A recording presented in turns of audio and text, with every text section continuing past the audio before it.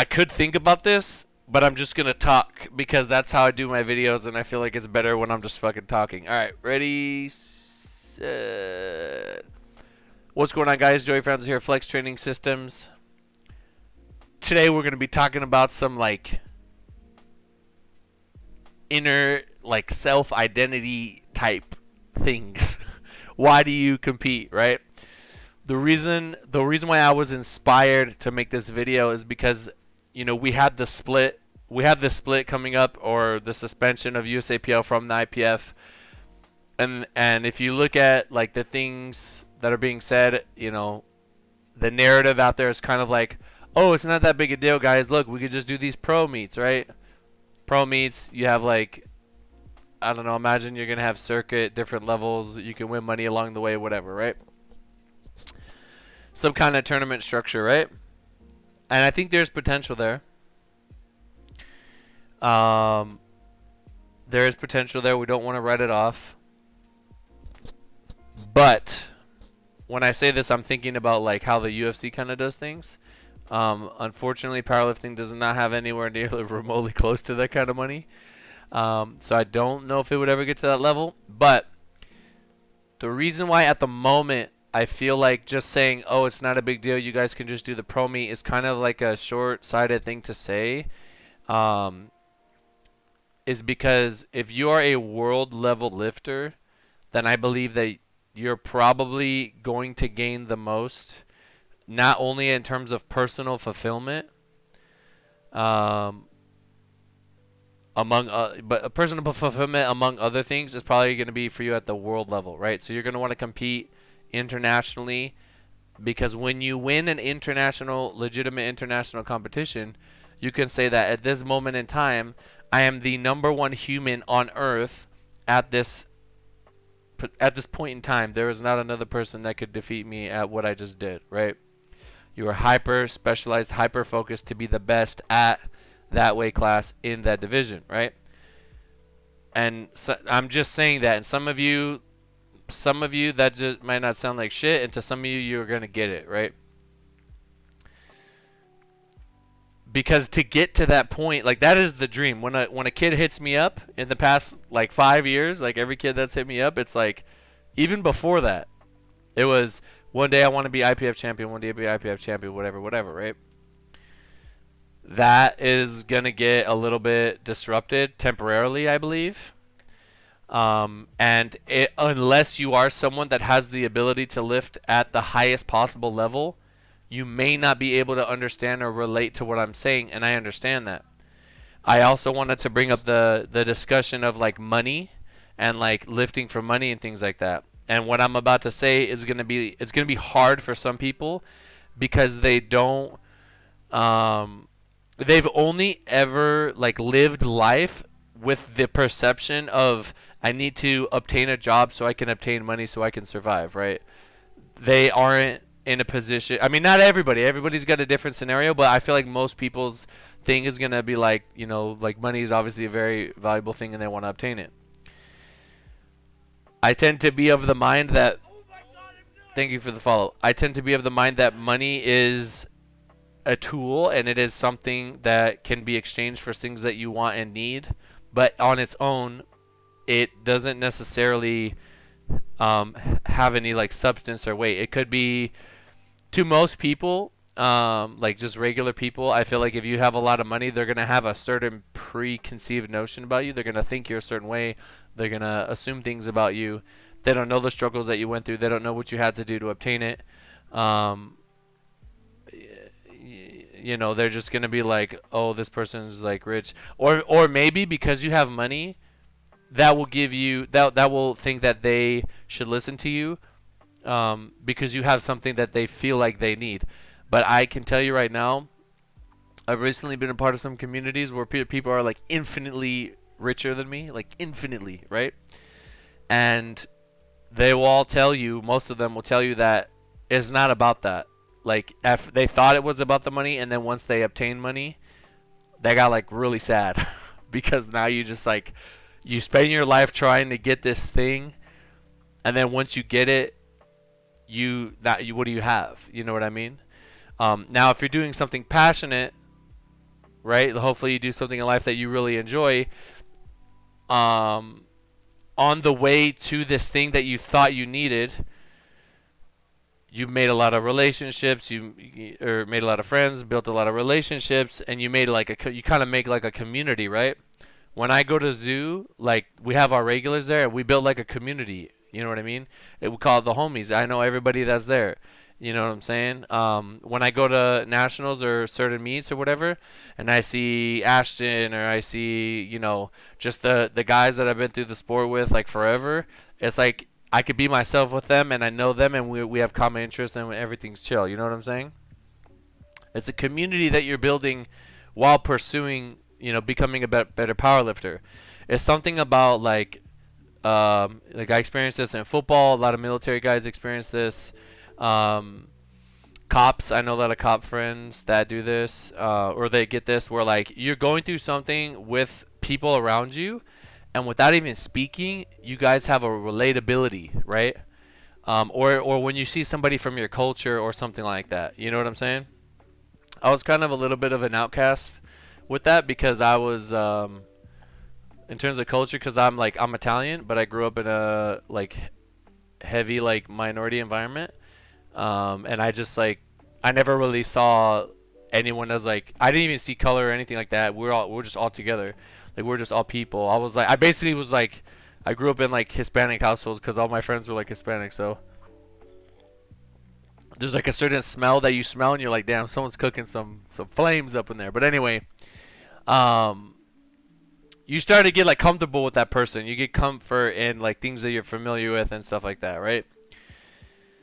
So, well, Joey, what the fuck are you talking about? Okay, if you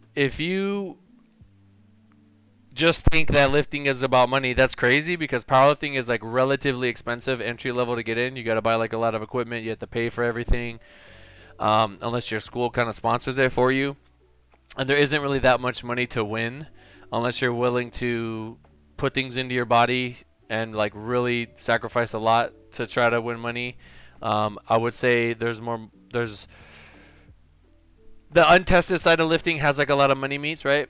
Um, but for IPF, it's like the top lifters are getting compensated, but it's more like private and it's more through like sponsors and little incentives here and there. Maybe some countries want to throw some extra money in, whatever, but it's just different, right? So for a lifter that hasn't had the chance to lift at the world level, they don't know, like I said, they don't know what it's like to like win your local, win your regional, win your national, go to worlds, when you win worlds, right? The feeling of winning worlds, um, is there's no money that can equate to that feeling. It is hard to explain. Um, let me let me tell you guys a little story. So, when I think about like the times in my football career that like just meant so much to me, like just like the equivalent of like having the best meet of your life in front of all your friends and family on a stage, um, winning like watching one of my lifters win worlds or win nationals or something like that, um, or just like winning a football game that like was incredibly had a lot of built up behind it, right? They all have a similar feeling, but one of them stands out. I'm gonna tell you guys a story. So when I played high school football, we got beat really, really, really bad my senior year by this school called Monroe, and they had a star player there that had a full ride scholarship to I believe University of Arizona, who's like 6'4", ran like a 4'4", big kid, super strong, super fast, like just a freak for the high school level, right? And they destroyed us in the beginning of the season. It was preseason, mind you. Like we were like our division was like lower than theirs, but our coach had us play them because we wanted us to get better experience. And after we lost to them, I remember our head coach saying we're never gonna lose again. So we go undefeated in a season, right? We win every game in our normal season, and then we get to the playoffs, and we find out in the playoffs that we are rematching the team that beat the shit out of us, right? So we had an opportunity to redeem ourselves and show how much better we got through an undefeated season. Um, we ended up winning 19-16. I remember exactly where I was on the field. I remember exactly, what play they ran. I remember exactly what was happening at that time. Um, it was a moment of like nerves but hyper focus, right? Because we had gone through the whole season to get back to this point to go against this team, and we had an opportunity as like the underdogs to beat them, right? And I just remember that last play of the game, there was like 20 seconds on the clock. I knew exactly who they were throwing the ball to. They're gonna throw it to their best player, right? The guy I described earlier.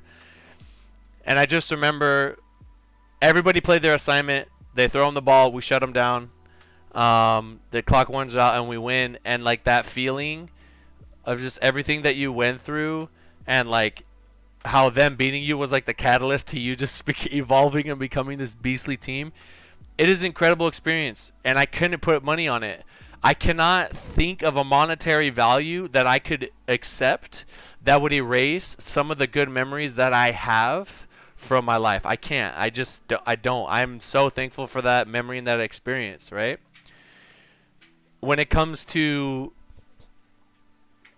powerlifting, this is the next story. So you guys obviously know I work with Russ. Been working with them for 2017, like 4 years now. Over 4 years now. When we won nationals and then went to worlds, obviously we're starting to build some time together. We're starting to build a relationship. We go into worlds, and then we go against Brett Gibbs. Gibbs is a legendary lifter. He was there way before us. Everybody knew about him. He was one of the first lifters on YouTube, posting his lifts. And we lost. It was the first and only time that Russ has ever legitimately lost. Like, straight up, he went head up with another person and he lost. Granted, we were like, can make excuses and be like, we're injured, like, we're dealing with things, whatever. But the point is, we lost, right? No one cares about that. They don't give a shit. We lost. And I remember he told me, and I just talked to him about this, and he looked at me and he said, Joey, I will never feel this. I never want to feel this again. I refuse to feel this again. He's like, you know what I'm saying? Like, he's determined. He's like, we're going to get back to it. And this is never going to happen again. So we ended up losing to Gibbs. We go back home. We traveled across the world to lose. And Russ told me, because I asked him before I made this video, and he said that he felt embarrassed that, like, he let everyone down, like the world, everybody, his whole country he was supposed to represent, and he lost, right? So he felt this tremendous, like, sadness and just like fuck, I let people down, right? So we went back and we started training, and he was like, I don't care when or how, but I'm going to get back here and I'm going to redeem myself. So we did exactly that. Ended up training really hard. He won nationals again, and then we made it back to worlds, and we had an opportunity to make up for, getting all the way there, battling through the ranks, and then losing. Now we have a chance to make it right. Just the investment alone, the time investment, whatever we've gone through to get back to that point, that, like, it's just, you feel like you're carrying so much, like, you're carrying like this giant water balloon with so much water in it, and you're just like, you imagine you need to dump it in a basket. Right, but to get to that basket, you got to climb up like a billion flights of stairs while there's like hailstorm and rain, and it's just, we're so close. We're almost there at the top. We're almost there. Like, don't fuck it up. So we get all the way back to Worlds. If you guys actually have the video still on my phone, somebody from the audience was recording me as Russ hit his third squat, and I was jumping up and down like an idiot, going crazy. And when Russ ended up pulling for the win, that moment, I mean, he won on his second deadlift, and I knew it, but I didn't say anything. But internally, I was like exploding. But after he thought that, after he pulls his third, and he knows that he's IPF world champion, it's like all that investment, all that time, literally years of painstaking work. You're finally a world champion.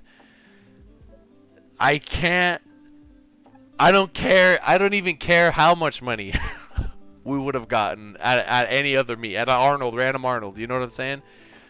It's so much investment emotionally, physically, just everything that you sacrifice, like to get to that point and to win. I can't. If you haven't experienced anything like that, it's just like I don't know how. There's nothing I feel like there's nothing I'm gonna say to you that's gonna make you get it. Um, it's such an amazing feeling, and that's why like when people are just like, oh, we'll just go do the pro meet.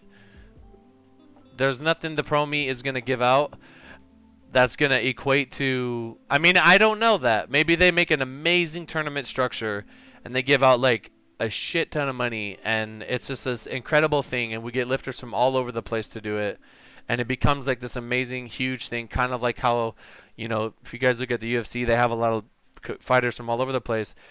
It's possible that it could be that, right? I'm not counting it out, but there's just something about winning a world competition. And you can ask Russ this, like he said it to me himself. He's like, when you go to a news station and say that you're a world champion, they want to talk to you, right? They understand it. They're like, world champion, best in world at something. And he told me after he won, at that moment he was the number one 83 kg raw drug-free powerlifter on the planet Earth. And there are very few people that will ever get to say that.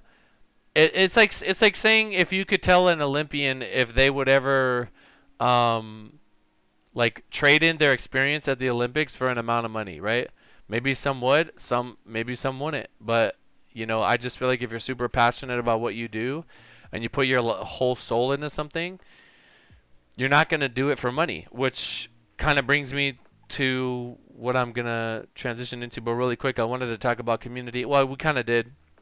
As you're in pursuit of this thing, as Russ is in pursuit of becoming an IPF world champion, he's going to meet me, he's going to meet Tina, he's going to meet Duhan, he's going to meet people in the community, he's going to start to build friendships. And, for a lot of lifters, it's the community aspect and the friendships and the things that you do in lifting that does it for you. That's what you want to do. You don't care about anything else but lifting with your friends and like having a good time and getting better together and going through that experience, right? And I understand that. But the prestige and the honor to represent your country at a true world competition, I don't think anybody that can do this cares about money. And I guarantee you that is the case because I think we're going to see some changes to like powerlifting going forward because people are going to have to choose, right? Are people going to follow the competition? Are they going to go for this? I don't know how. I don't know. Maybe somebody who's already won worlds would be like, I've already done that. It's a lot of pressure for me. I would rather just do this, right? I'd rather just compete for the money meet, do locals, don't travel internationally. That's fine. Everybody's different though. And I think it's up to you to kind of determine why you lift. Are you lifting because you want to try to win money at a local or pro meet, whatever? For some people, if there are things in life where they can compete and make a living for themselves and their family, and that's a great thing. And there are guys that do it for just that. Are you doing it because you enjoy it? It makes you happy in the community. Are you doing it because you want the prestige and the honor of being the best? Maybe you have just like a crazy ego and you just need to be the best, or maybe it's something that I believe like a lot of lifters that compete at the world level, even though there's not that much money involved, is like. And by the way, if you know how to like do a business and you're the best at anything in life, you're the best. You're a champion at it. I believe you can monetize that easily, because there's going to be at least one other person out there, maybe a couple hundred, that would want to do what you're doing.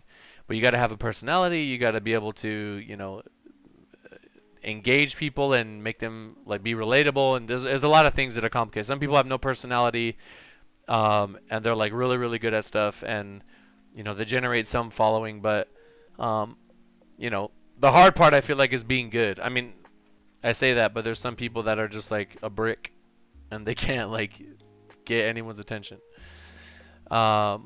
Which brings me to like to this right here. Where are you gonna end up? So, I believe coming up soon, we're going to have options, right? We're going to have a path to this. we're gonna have, which maybe some of this will be there too. We're gonna have a path to this, and I think community. You should be able to build a community in anything that you do, and I don't necessarily think it has to be split up. But I'm very interested to see, for the people. You guys can let me know in chat or in the comments. Are you going to lift? I mean, it's hard to say because we don't know the actual structure. But would you rather lift in a system where, like, local, regional, national, you earn more money as you go along the way? You have to be at least like a top 10. Let's say like a top 3 in your class, right? That's it though. It's only nationals, only national level competition. Maybe a couple invites with lifters from other countries, but that's going to be hard to do because that lifter would have to choose between IPF or USAPL, right? Would you rather lift for money, or would you rather lift on a path that could potentially take you to the top? Or do you not care and you just want to lift where your community's at? I'm interested to know because I feel like coming up we're going to have some... That's probably going to happen. There's probably going to be a federation that sprouts up that takes people to... That's going to like represent USA and get them to Worlds. There's going to be a federation that sprouts up that, you know, is just local level, and there's like maybe some money. We don't know how much money we're talking here, but I'll tell you this: the fact that another entity is going to exist is going to take away the amount of money that could even be given out probably in the first place. I don't know. Could be some sponsors that just want to prove me wrong. Prove me wrong. I'm not saying anything. I'm just suggesting things. I'm trying to see the future, right?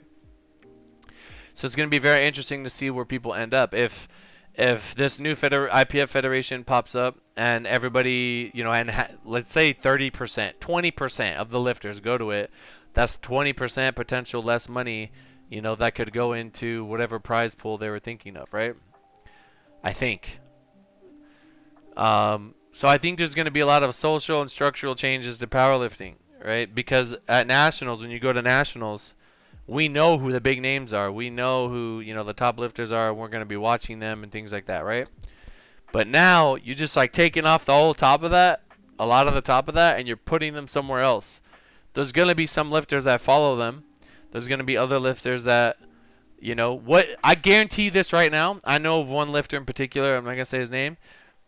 But winning USAPL Nationals without the #1 competition there, he doesn't even care about it. He's not even going to freaking care about it at all. It's going to mean nothing to him. Because he's going to want to follow the competition and go to where the best is, right? So if the best lifter goes somewhere else, I guarantee you the people that want to compete against them, maybe because they know what it can do for them, if they can somehow overcome that person, is probably worth way more to them than anything they could obtain winning any kind of money, right? And you don't even need like to devalue this in lifting. You don't need a lot of money. You just need like enough money to be good. And if you already have that area of your life taken care of, then it's going to have less value to you, right? It's not gonna be something that's sought after. That's what's crazy to me is like with a lot of lifters that they're super young, so they don't have a lot of money. So when they see like a money meet giving out $300 and they go, "Oh my God, I need to do this meet. $300. $300 is $300, right?" Due to inflation, probably loses about 5 to 15% annually, but that's another story. $300 is $300, and for like a 17, 18-year-old, that could be helpful, right? But I just feel like that person at that moment may think that would make them happy, but probably like building something of value over time, like maybe worth more to them, right? Like winning your collegiate nationals is something that could stay with you forever and mean a lot to you, way more than like doing a local meet on the same day for like $1,000. right? That's like a good little decision that you have to make there. Me personally, I'm fucking passionate. You guys know that, and I believe there's like a million different. There's a lot of ways to get money, but there's not a lot of ways to like be the best at something or get a chance to compete against the best.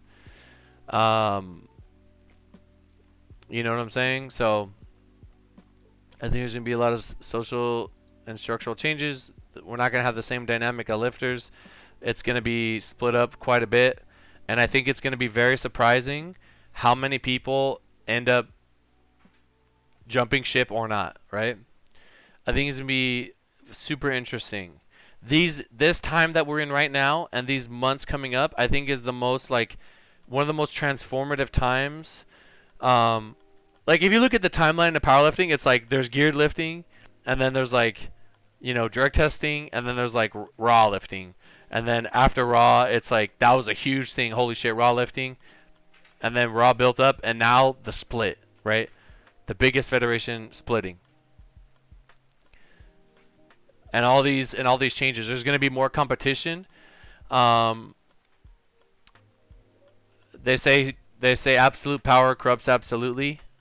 If there's only one option, that option can do whatever it wants, right? Um, if there's only one coach in the world and they suck, you're fucked. But there's a billion coaches, so I feel like coaching has to be hyper competitive, right? You got to be really fucking good at what you do, um, and a nice guy. You know what I'm saying? Uh, but yeah, I mean, I think it's good that there's competition. I think lifters should have options. Like, should they do USPA? Should they do USAPL? Should they do something federation? There has to be options, and they need to be competitive with each other. And whoever's running those, if they don't feel like that's something they want to engage in, then that's fine. Their federation will dwindle, and people will go elsewhere. And at the end of the day, they're just providing a place for us to lift, right? There will always be a place for local level lifters that just want to compete and have fun. Like the park league, basketball park league or something. There's always going to be room for that. But I feel like if you want something a little bit more prestigious, I definitely feel like I don't know if powerlifting will ever be a super spectator sport, but I think if we do it right, we can get a lot more people to spectate and get interested in it than there are now. I still think I think it's grown tremendously, tremendously, tremendously. Like the amount of kids that are infinitely healthier now because of powerlifting than they would have been had it not been a thing. If it wasn't for social media, they wouldn't even know about it. You know what I'm saying? So change is definitely coming. It's going to be interesting to see where things end up. I am simply here to like guide people and point them in the right direction.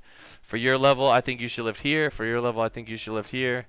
Um, Nothing really beats a fun local meet with the homies, right? It's super chill. There's no stress. There's always that. But if you're one of those lifters that's gotten past that, and you're lifting for something else now, you're lifting for prestige, you're lifting for honor, you're lifting to represent your country. You don't care about money, right? Because Olympians don't even get paid. They get sponsors, I think, but they don't get paid. So I totally understand that aspect.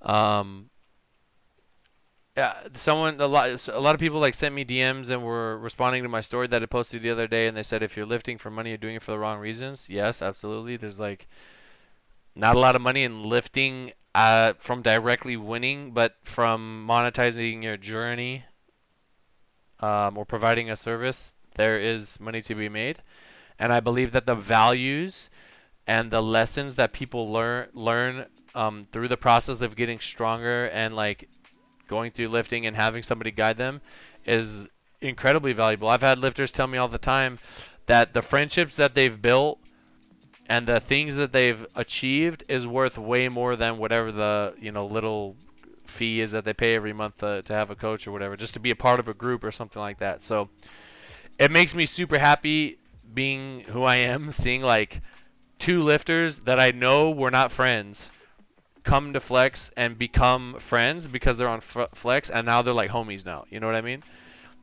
Or boyfriend girlfriend or stuff like that. Like it's great. It's like amazing to see that. It's like it's a lot of benefits to lifting with the community, which at the end of the day I think might be maybe more important for some of you than these. Um, I don't think that I think that like if you are a super weak lifter and you put like 10 pounds on all your lifts, 20 pounds on all your lifts, nobody could take that away from you. There's a level of prestige to that personally. It's like personal development. You know what I mean? You got better, you improved. Um, and maybe you wouldn't trade that for money. You know what I mean? Maybe you would um, the personal development that you get going through the ups and downs of training could be worth a lot more to you than like someone just giving you like, hey, here's $20,000. $20,000 will go away quick. You know how many people win the lottery and they just blow all their money, or they were like a pro sports player and they didn't manage their money right and now they're broke. They didn't pay taxes, whatever. So anyway, that's my little talk for today. You know, some lifters don't lift for money. They don't even think about it when they're doing their thing. It's not something that goes across their mind. They don't care. They just care about, are they lifting at the highest level possible? Can they represent their country? What is at stake here? What is, who's counting on them? What sacrifices did they make to get there? And yeah, I don't know. People try to like belittle it, but I think it's because they don't have a chance to experience it or they don't get it. It's not all about money. There's a lot of sad rich people in life, and you know, I've had conversations with people saying like, what are you working for? Like, what are you doing all this work for? Being miserable. You know what I mean? Um, but yeah, something to think about. Anyway, if you're able to take something away from this video in any way, shape, or form, drop a like. Let me know in the comments down below. Let me get a hashtag. Whatever you want. Whatever you want. Tell me why you lift. I want to know that. I really want to know that. Because you guys give good answers. Anyway, thank you so much for watching. I'll see you in the next one. Peace.